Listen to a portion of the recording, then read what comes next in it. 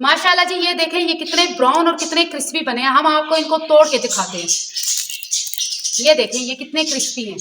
आप चाहें इसको केचप के साथ खा सकते हैं या चाहे आप इसको मायोनीज के साथ भी खा सकते हैं। हम बना लेंगे पालक पकौड़ा। अब हम कर लेंगे इसकी कटिंग।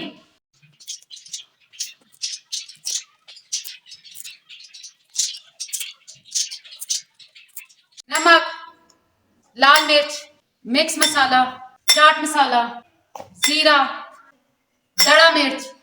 अब इनको हम कर लेंगे मिक्स। इसमें डालेंगे पानी। इसका एक गाढ़ा सा पेस्ट बना लेंगे।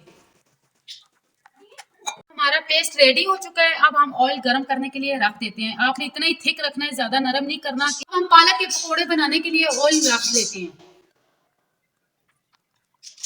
पालक को पेस्ट में डिप कर लिया है। अब हम इसको तल लेंगे।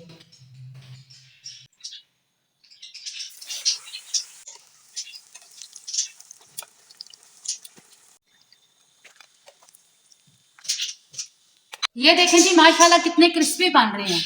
हम और पालक को तेल के अंदर डाल लेंगे।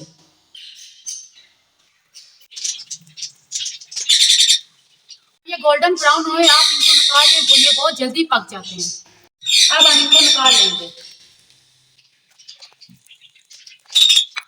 जी हमारे पालक के पकोड़े बन के रेडी हो चुके हैं। इसको मायोनीज और केचप के साथ हम सर्व कर देंगे।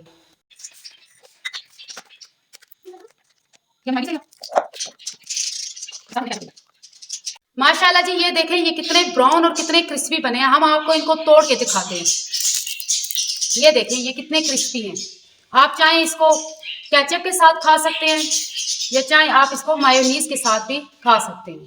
रेसिपी आप रमजान में जरूर ट्राई कीजिए। अगर आपको हमारी वीडियो अच्छी लगे हमारे चैनल को लाइक करें, सब्सक्राइब करें, फॉलो करें, बेल आइकन का बटन दबाना ना भूलिए।